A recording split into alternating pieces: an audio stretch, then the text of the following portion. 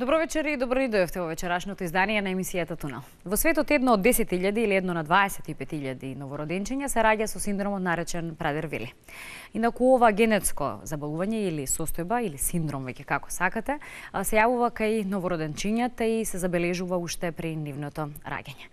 Во секој случај овој синдром е насловен по двајцата швајцарски научници кои истиот успеале да го откријат и да го дефинираат. Новороденчињата кои се раѓаат со синдромот Прадер-Вили се карактеризираат на почетокот со хипотоничност, а потоа во најраната веќе возраст со низок раст, мали раце и стапала и со енормно зголемен апетит.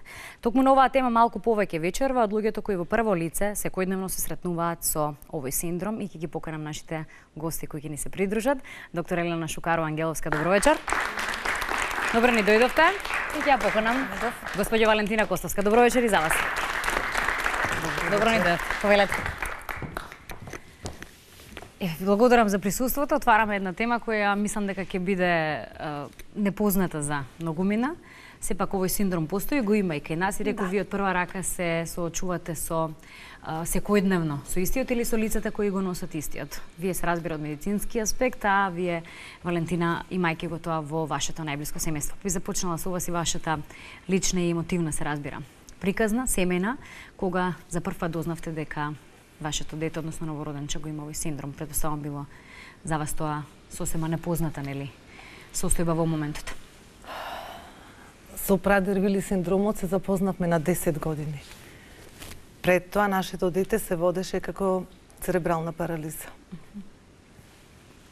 Се роди со потешкотии, предпоставам, односно со одредени недостатоци кои што во моментот не можеле да бидат диагностицирани како такви. При самото раѓање детето не заплака веднаш и ми рекоа дека превентивно е ставено во инкубатор. Меѓутоа, при првиот контакт јас со него забележав дека детето е многу чудно. Самото лежење во инкубаторот беше многу чудно. Детето беше многу млитаво. Кога го зема во раце беше како каша, се истураше, ни раце држеше, ни нозе, буквално како каша. Кога земаш во раце, главата се истураше наназад, рацете паѓаја, нозете. Ви стана невообичаено, предпоставувам. Ви стана невообичаено, нели тоа? Да, мене тоа ми е трето дете и само што го погледнав забележав дека нешто не е во ред. Ама не знаев што е причината. Детето немаше основен рефлекс за голтање и за цицање. Во првата година многу тешко се хранеше, во почетокот со сонда, а потоа јас почнав да го хранам капка по капка со шприц. Најтешко нешто беше хранењето во првата година. Ми требаа 2 сати за едно хранење. Капка по капка во шприц и дури да го голтни. Нали веднаш имавте диагноза или констатираа дека се работи за церебрално? Не. Што добивте како диагноза? Во почетокот тие деца многу тешко преживуваат. Во почетокот детето беше сместено на одделот неонатологија до 2 месеца. Детето се водеше како хипотонија. Потоа на неурологија мислеа дека е мускулна дистрофија, подпрашалник тоа беше. Понатаму околу 7 месеци церебрална парализа беше подпрашалник, а на 1 година беше поставена диагнозата церебрална парализа, која што беше до 10 години. Детето до 10 години се водеше по диагноза церебрална парализа. Иако одеше на 3 години, детето прооде, трчаше, одеше во градинка од 3 до 7 години. Не беше тоа невообичаено? Не се разликуваше од 3 до 7 години многу од другите деца. Психички и физички само беше подебело од другите деца.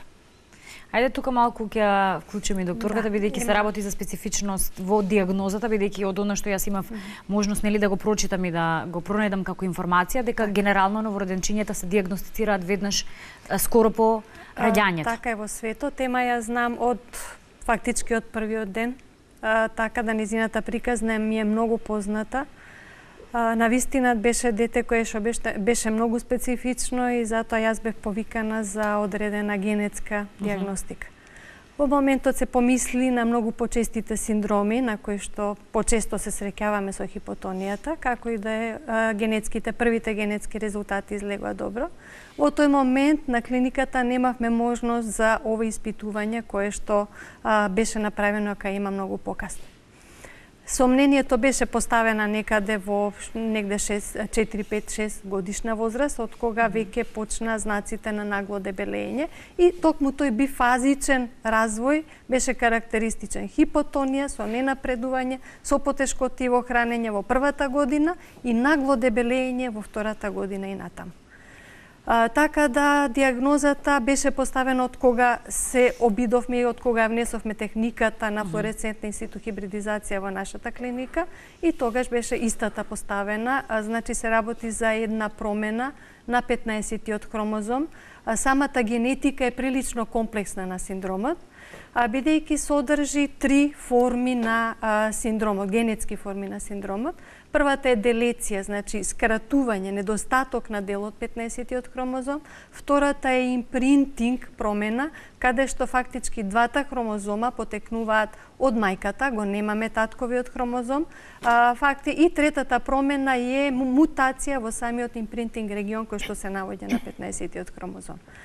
Што е тука во основа на проблемот? Пореметената метилација на тие десетина гени кои што ги опфаќа, кои што ја дава клиничката слика на синдромот, односно имаме пореметена метилација, хиперметилацијата, заради кој што наредните десетина гени не се активни и нема генски продукт уште во ембриогенезата, значи уште први, втори, трети месец во развојот на детето. Може во тој период да се открие дека постои таква аномалија, недостаток? Во кој период? Во тој ембрионалниот период? Не може. Не може, бидејќи тоа е промена која што се јавува еднаш во животот на одредени луѓе. Ретко кога е наследна работа, обично не е, така да обично жената која го носи не чувствува ништо, не се гледа ништо, детето ги има сите елементи на ултразвук, ако се прави во текот на ембрионалниот живот и не се гледа ништо.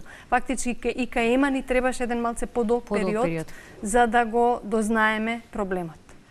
Се губи ли нешто во ваквите ситуации кога подоцна е диагностицирана болест? Да, и како се губи, затоа што веќе имаме рутина да кај сите хипотонични деца кај што ќе се откажат, односно нема да се докажат други мускулни и невролошки заболувања, веќе се прави испитувањето, флуоресцентната инситухибридизација, ова испитување кај сите хипотонични деца во овој период. Зошто? Затоа што е многу битно да се научат, да се обучат родителите, да ги постават децата на диета веднаш некаде околу втората година, дури светот смета дека веднаш дури диететскиот режим треба да почне уште во првата година. Затоа што они имаат поинаков склоп на градбата на телото, имаат помала мускулна маса, а поголема количина на масно ткиво. Тоа значи дека мастите, нивото на мастите, концентрацијата на мастите треба да бидат скратени што побрзо и едукација на родителите за да го одржат режимот, да фактички не дозволат дебелење. Од која ќе стане дебелењето, верувајте, ќе ја чуете понатаму, приказната е многу тешко за да се контролира апетитот. Фактички имаме хипоталамично дебелење, детето едноставно нема осет за ситост. Јаде во моментот, следниот момент повторно бара јадење и целиот живот понатаму фактички е насочен кон барањето на храна. Од втора, трета, пета година, значи она се учи да краде, да јаде многу, да крши работи, да оди во комшии само за да бара храна. Се задоволи апетитот. Да, и тоа оди до безкрај. Што носи дебелината, сите ние знаеме. Значи тоа носи големи ендокринолошки, метаболни пореметувања кои што едноставно понатаму имаат краток животен век. Што беше потоа, Валентина, од кога веќе диагнозата беше поставена? Претпоставам дека пак ќе речам се соочивте со нешто што поприлично не е познато, не се слуша, не дознаваме. И веднаш како родител, претпоставам како партнери, се дадовте во акција да дознаете што впрочем се случува со вашето дете и каков ќе биде понатаму вашиот практично живот како на семејство. Доктор Елена нас многу ни помогна во животот, ни објаснуваше за синдромот, ни кажуваше. Детето често беше хоспитализирано на детската клиника, инаку немаше да ја помине ни првата година, а камоли да стигне до 15 години сега. Јас многу читав по интернет, самата пишав писмо до Интернационалната организација за Прадер Вили. На 12 години имавме среќа како прво дете од Македонија, да отидеме во центар за Прадервили во Германија, бесплатно, све на нивни трошок, како многу ретка болест. Германија ги обезбеди сите финансиски средства, дури и преведувач, со авионски карти, со комплетен престој таму на детето. Отидовме таму, детето беше сместено таму. За 6 месеци имаше невидени резултати. Детето ослабе 30 кила, можеше да спие ноќе на перница, психички беше многу подобро, германскиот јазик самата му го научи 80%. Немам зборови, каква промена. Животот ни се врати, бевме среќни кога се вратиме од Германија. Беше ема нормално дете со 60 кила, од 93 кила, ема се врати со 60 кила. Ние тоа можевме да го контролираме после тоа уште една година. Ама детето дојде во пубертет. Повторно проблем. Повторно. Што е тоа што ете таму како систем го имаат? Да, значи разработено и може да функционира вака за да се вратат децата во нормала. Луѓето во странство многу ни помогнаа и во однос на Ема и во однос на сите други деца. Во моментот познавам, може би има повеќе непрепознаени, познавам околу 4 до 5 деца што се во Македонија и што го имаат истиот проблем. Значи тоа не е чест проблем. Значи при првите разговори со мајката, значи она тражеше лек, она тражеше спас, да се даде лек против апетитот. И со таа цел да се увери дека таков нема, отиде во Германија и таму виде дека лек не постои против апетитот, него фактички режим на исхрана и режим на живот.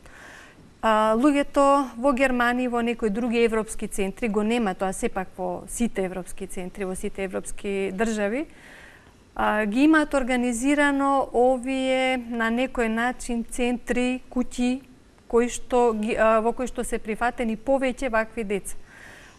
Со одреден режим на исхрана, со одреден режим, диететски режим, што точно треба да јадат, што точно треба да се бават, за да не мислат на храната. Значи, окупационата терапија им беше еден дел.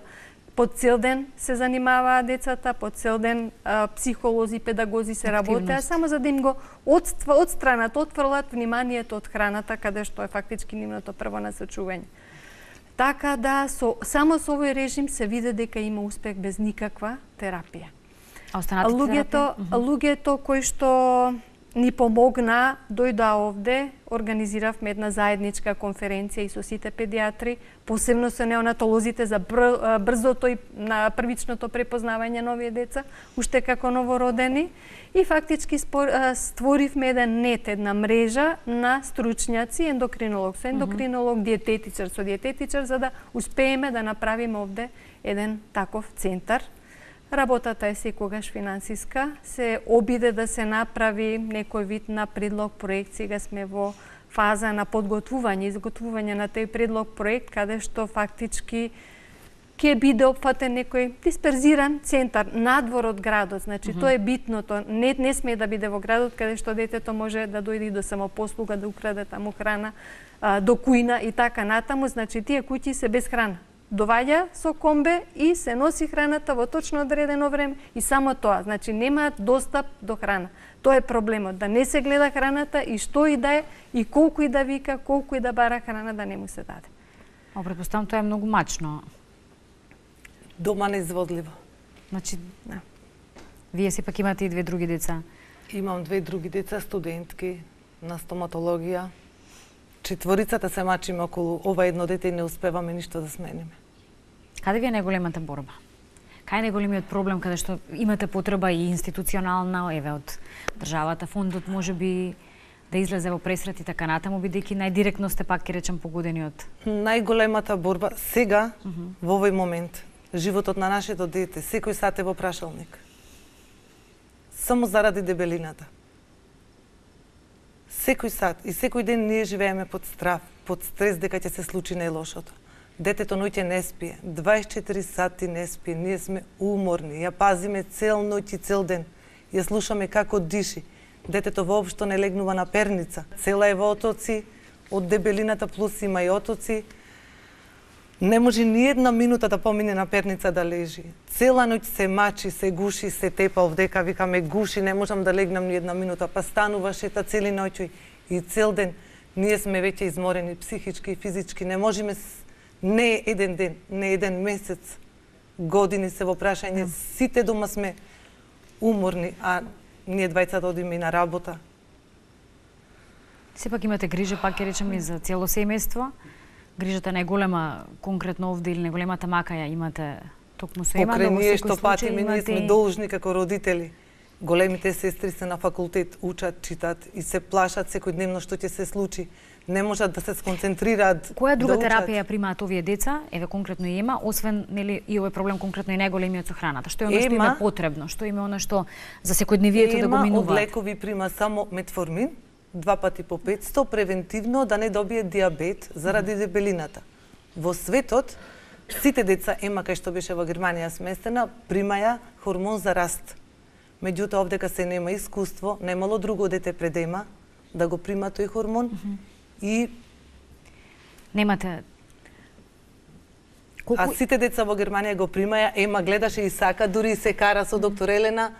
Нас доктор Елена не ја вадела Ема од кал многу пати, а Ема е лута на доктор Елена зашто не идава хормон за раст, пошто таму сите деца се слаби и високи. Нема дебело дете во Германија. Двојна терапија, двојна, да кажам, игра со овие деца, со оглед на тоа дека овде не се дава за да расте, него за подобрување на метаболниот статус. Како и да е, би требало терапијата да се даде многу порано, во оваа фаза е малку опасно. И во сите литератури стои дека може да го зголеми едемот на грлото и затоа децата имаат слип апнеа, значи пореметување во дишење во сонот и затоа она не може да спие без сони ноки се постојано, може да дојде и до фатален ефект со оглед дека ако се одлучиме да дадеме терапија со хормон за раст, така да тоа прво не е влезено во легислативата на фондот, второ за овие деца во оваа возраст, оваа тежина е прилично незгодна и лоша работа. Што може тогаш да се стори? Споменавте дека само диета. Во Германија, во Германија луѓето веќе знаат дека многу фамилии се оптеретени, родителите, значи двајца родители што може да производуваат за општеството се оптеретени, а колку и да се грижат не може доволно да се грижат за децата, се прифатени во овие центри и таму они живеат. Може само за викендоме да си ги земат, како и да може само за празник да си ги земат, а повторно луѓето фактички се обучени да живеат во овие центри, прифатилишта кои што им го организираат животот. Ем за нивното здравје, ем за релаксација на фамилиите. Бидејќи не можем терапија и невозможно лек е да нема. Друг лек нема, освен режим на животот од кога ќе ослабе и е веќе друга ситуација, значи ги нема кардиоваскуларните проблеми, детето ги нема метаболните проблеми, така да навистина јас сум видела во светот и деца кои што имаат Праder-Вили, кои што се слаби. Сите се слаби во светот. Кои што се слаби. Арно, ама се на почеток. Се на 2 недели. На почеток се диагностицирани. Да. Се диагностицирани, од почеток е почна диететниот режим. Се обидувам, имам и 2 помали дечиња кај што еве заедно со незиното искуство се обидувам и да им објасниме дека сладко изгледа кога ќе се јади, сладко изгледа кога детето тражи храна, арно, ама тоа е многу опасно за понатамошниот живот, после не ќе може да го совлада тој стрес за јадење. Вие практично мора да има човек дома. Со Еден неа човек е постојано, малку. нели за под контрола да биде? Апсолутно. И еден човек не може да се справи со неа. Еден човек е малку. Зашто детето не спие ни дење, ни ноќе, се измачува, се клати. Таја само дреми, седи и чека минутот да јади. Ако сум ја сама дома, ако е маш ми на работа, јас не смеам да одам ни во купатило. Не смеам да влезам во друга соба. Ништо не смеам да се мрднам од неа. Затоа што се многу итри во крадењето на храна. Јас ако зборувам на телефон, и по комшии ода. Јас 2 минути ако зборувам на телефон, таја пред моите очи краде јади, јас дури да се свртам готово, отишло кило млеко го испила или мајонез, не бира. Значи 2 минути само да се свртам настрана готово. И тоа препораката и во светот, значи целата храна во куќата да се заклучува. Под куќа. Да се заклучува, али она знае бели Ние да прави и заклучувавме и доктор Елена знае дека фрижидерот беше со катанци, се кинат катанци, се снаоѓа. Од подромодат се отвараат тегли, не знам на кој начин, замрзнати кифли се јадат, се оди во продавница, дај ми чоколадо, ќе ти плати мајка ми. По комши, детето има ужасен проблем. Вие практично не можете ниту на институционално во моментов да побарате помош, бидејќи не е конкретно Она решено? многу често и престојуваше Да. на нашиот оддел, ама истото се случуваше и од мајките, и од сестрите, и од цела болница, така да не е проблемот во решавање во болнички услови. Значи, треба надвор од градот, некаде во околината да се организира центар, кој што во почетокот би се искористил за нив, тоа се ангажирање на неколку логопеди, чувари, служба која што би ја носела храната, а понатаму во однос на исплатливоста може да се прошири и на други деца кои што имаат ментален хендикеп и кои што не можат да разберат дека треба да ослабат, дебели деца. Генерално А и дебелината понатаму проблем. може би во перспектива би се организирал тој центар и за деца, крупни деца, обезни деца кои што немаат никаков хендикеп, а не можат да ослабат заради да кажам влијанието на бабите, дедовците дома и така да тоа веќе е епидемија. Што значат диетите во оваа ситуација? Све. Диетите И какви се? Кои се тие диети? Диетите се за прадервили, храна за еден ден до 1100 калории. Тоа е половина од 7 нашите дневни потреби, тоа е. Поделена во 7 оброци. Во Германија децата се хранеа на секој 2 сата. Одредена храна, све се ставаше на вага. Можда таму имаја тие да одберат и повеќе храна што е без масноти, без калории. Таму пишува се на секоја храна. Храна до 1100 калории поделена во 7 оброци.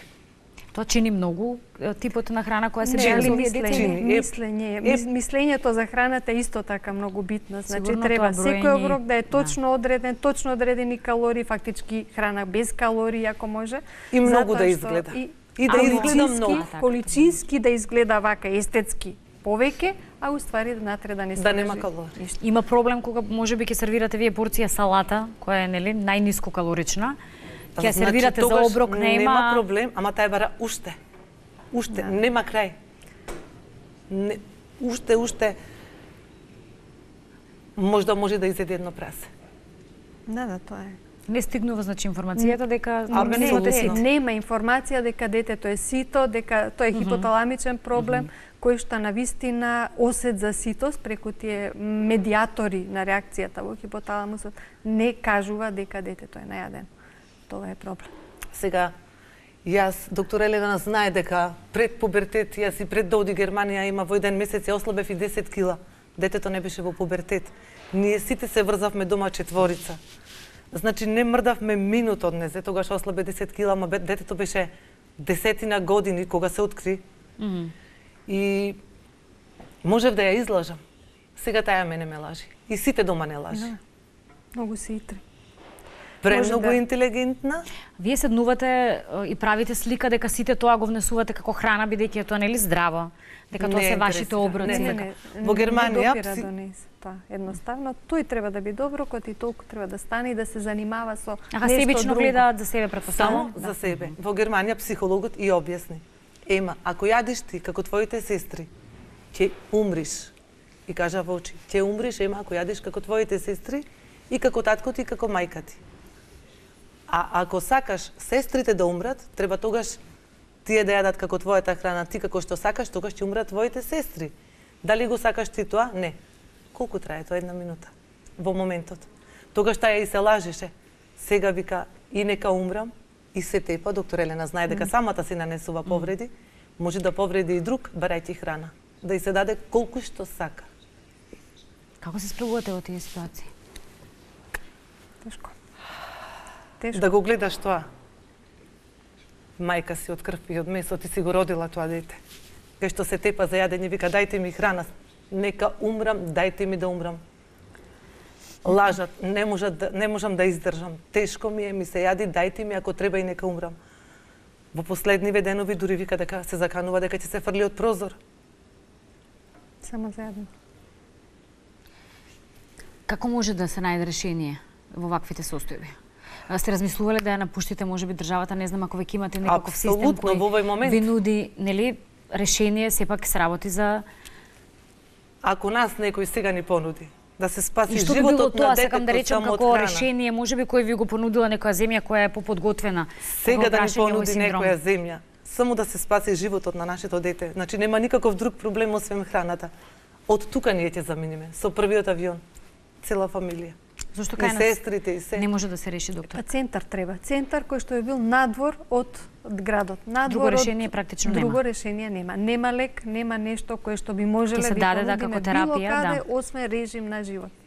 И окупациона терапија, игра, занимација, пазл, редење, играње со животни. Обично тие, да кажам, центри се сместени во некој вид на селски амбиент, во некој вид на фарми, каде што има доста животни, шетање околу, каде што децата фактички цел ден некој треба да дојде и да ги занимава. Бидејќи немаат ограничување од тоа кој физички активности претпоставам може да ги има. Апсолутно напротив. Баш е, да, потребно за нив да бидат мотивирани и активни. Да. Треба да бидат активни, да трошат енергија, да примаат многу малку калории.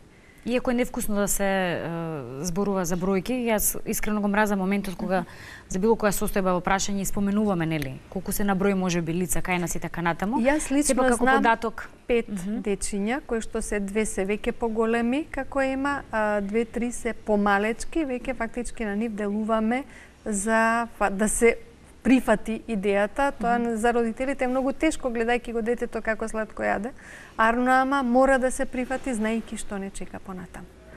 Значи, толку се, околу 4 до 5 дечиња во моментот препознаени. Би требало според нашава, да кажам, инциденција на раѓање да имаме едно годишно, ама толку се. Сега за сега се правеа посебни обуки во медицината, зборувам и научни истражувања за тоа рано препознавање, рано откривање и така натаму кај нас, бидејќи организирана цела конференција каде што беа алертирани неонатолозите да ги препознаваат она кое што можеби се случува и ема фактички го преживеа тој неонатален период од месец-два. У тој период најчесто децата страдаат. Бидејќи првиот месец, бидејќи се неприпремени за живот, имаат многу потешкоти во продишувањето, во фактички прифаќањето на сите првични функции. Пред се јадењето е тука. Сте се обиделе со разноразни алтернативи, решенија и методи да помогнете околу, нели, условно речено психичката состојба за тоа да се спречи храната, односно желбата за храна. Ние дома досега сме направиле све живо. Последен обид ни беше, немаше каде да го ставаме детето, да не е само дома. Кога сме на работа, со тешко срце детето го несовме во старечки дом. Што се случи? Детето сака многу баби. Помагаше, носеше првите 3 дена на бабите јадење. Работеше све што ќе ја кажеа, тоа што иследуваше ќе јадеше и таја. 4-тиот ден детето го искрши катанецот. Ги скраде сите баби што имаја во надкасните за јадење.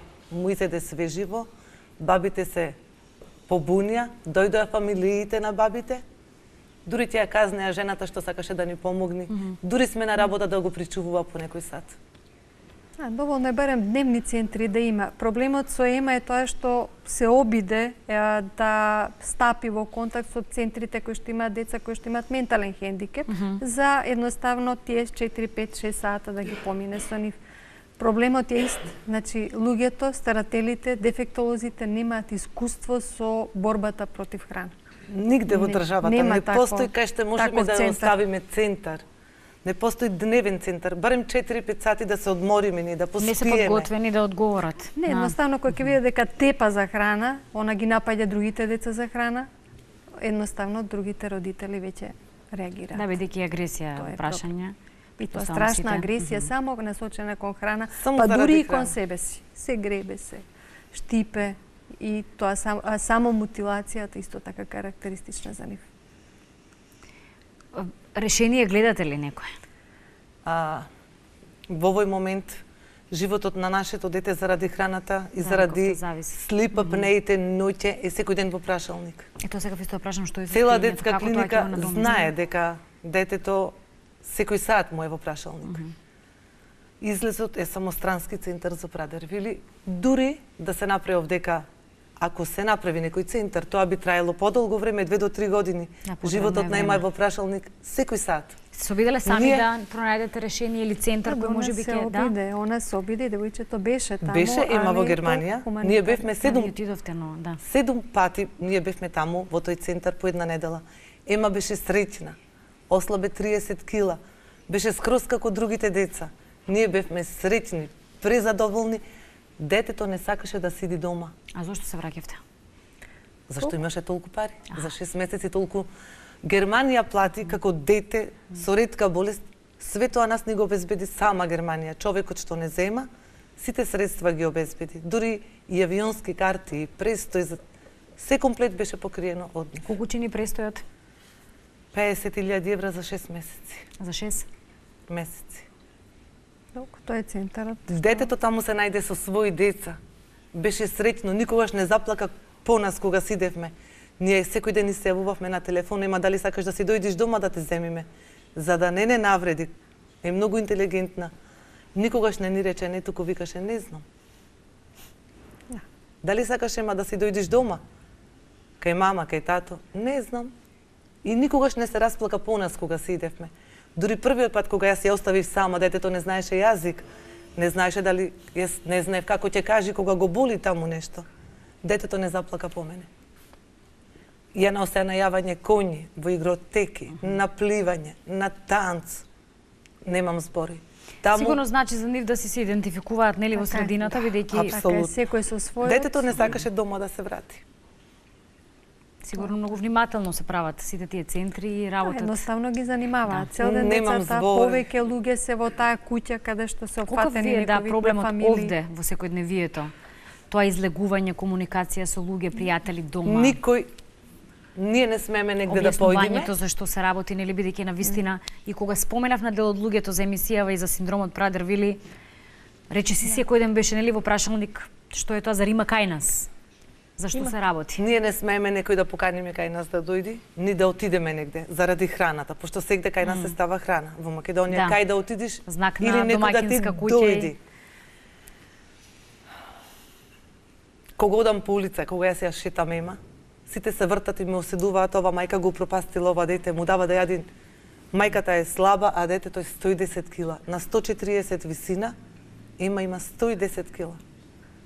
Никој не знае ние со што се справуваме дома. Мир немаме 5 минути.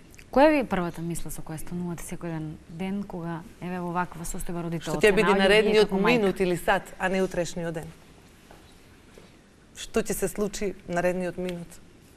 Како си наоѓате спас? Тешка е оваа состојба за родителите, за семејството, за една мала оддишка, бидејќи теретот, само можам да претпоставам колкав ви е големи, можеби она условно речена грижа на совест која во одреден момент кај секој родител би се нашла и би се појавила. Зошто нели нашето семејство, зошто ние, зошто и првиот момент, првите денови кога се роди Ема, ние имаме пријател, сват, поп Костадиновски драги и разговаравме со него по тоа прашање, зошто нас ова ни се случи. Драги ни рече, Господ ти дава толкав терет на плетите колкав што можеш да го носиш. Ние досега го носевме. Веќе сме истоштени психички и физички. Доктор Чукарова, јас се надевам дека медицината во скоро време ќе изнајде и тоа како уште бројни решенија кои ќе го олеснат животот на новија деца, а нашата медицина ќе се вклучи што поскоро во нели сите тие процеси на... Јас се надевам прво тоа што го има светот, како терапија фактички за овие деца. Се надевам, еве, медицината иде напред, дека ќе се најде некој вид на генска терапија кој што ќе ги спречи тие процеси што се одвиваат во мозочето на детето. За оние кои може би имаат некои прашања и слично може да ве најдат и на клиниката за консултација, се во недоумица. Вие состоите на располагање за консултација на оние кои како семејство се справуваат, може би, со оваа состојба. Од срце сакам да ви посакам да ви се олесни секојдневието и животот на Ема. За кусок ќе ја видиме Ема, но вас ќе ви се заблагодарам за гостувањето. Сакам со неа лице в лице што се вели да се видам и благодарам на храброст и отвореноста да вака јавно споделите една семејна состојба во која вие се наоѓате и само вие си знаете на крајот од денот како ја преживувате секојдневно истата. И ова ќе биде, рековме, и по ваша иницијатива издание на оваа емисија, насловено со поднаслов, нели, Тунел на виновници без вина, бидејќи како што велите не е нивна вина дека се раѓаат со овој синдром и се справуваат со ваква состојба или борба за храна секојдневно. Ви благодарам многу за гостувањето вечер. Фала и на вас.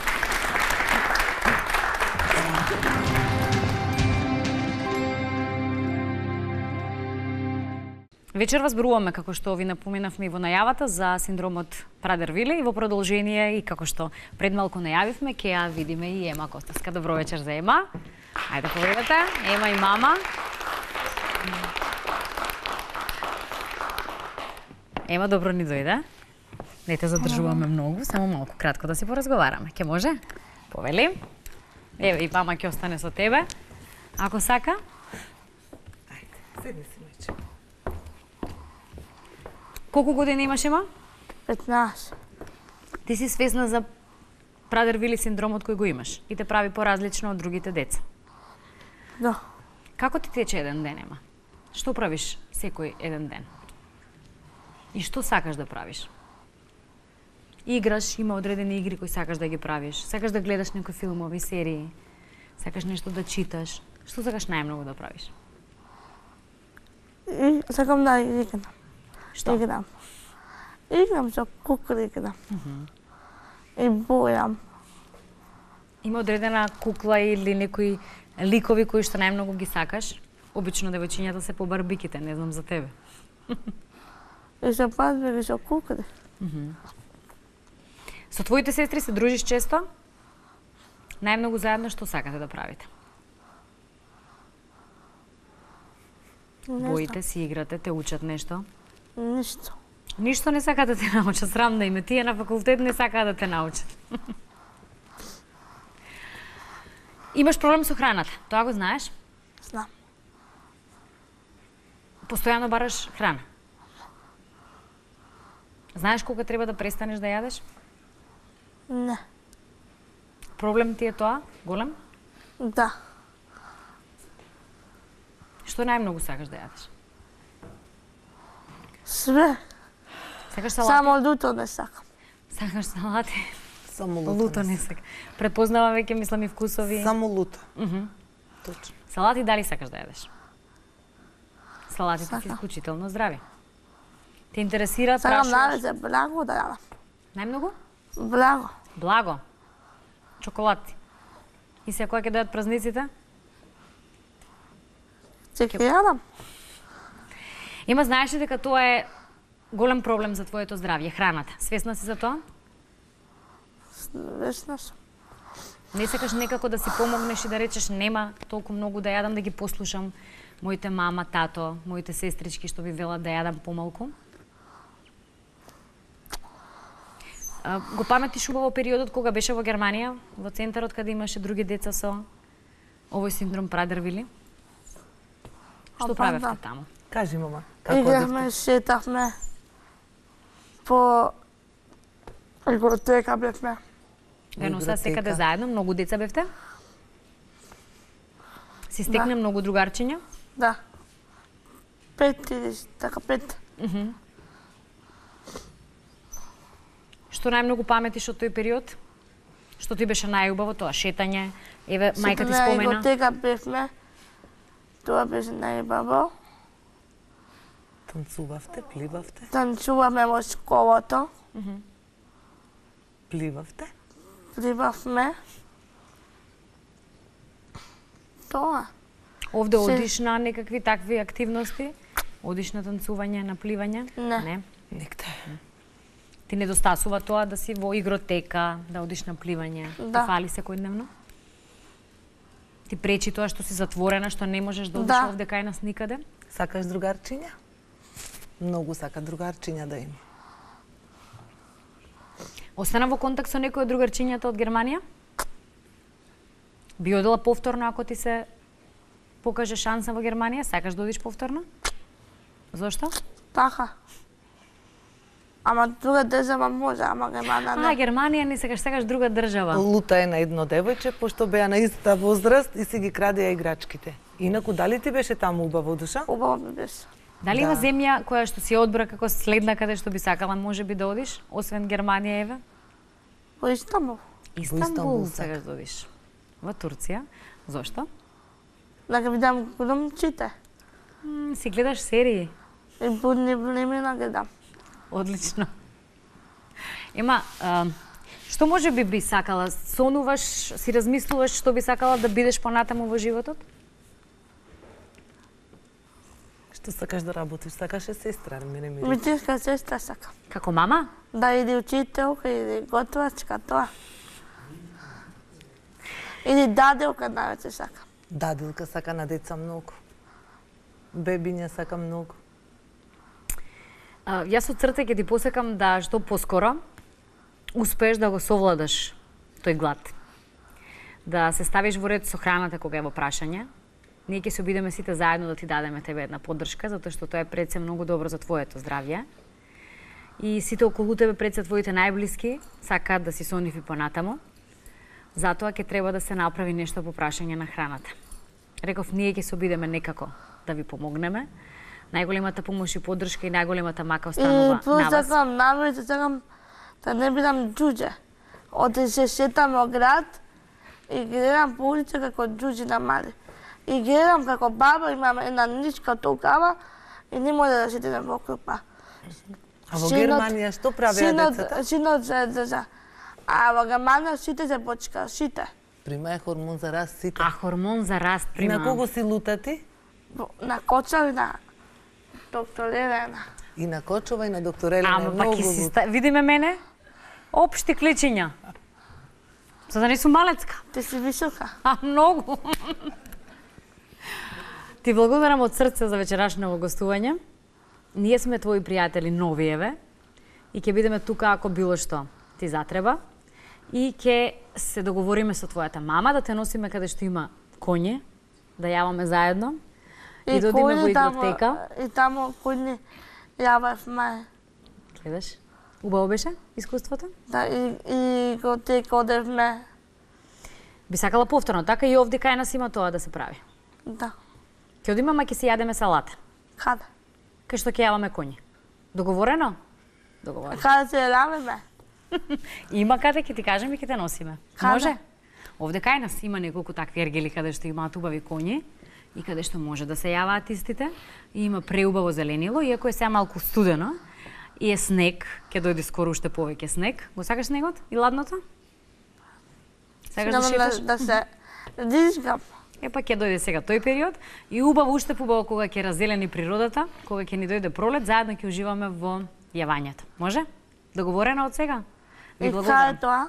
Сега ќе ти објаснам каде. Ајде. Да не правиме реклама, се шегувам. Ви благодарам многу за вечерашното гостување.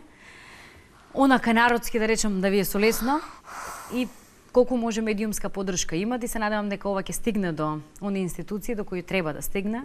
За сепак имате и вие подеднакво право на убав, лесен и секојдневен нели живот исполнет со радост и среќа, иако вие си го правите да ви биде. Таков има една голема радост и со двете останати дечиња.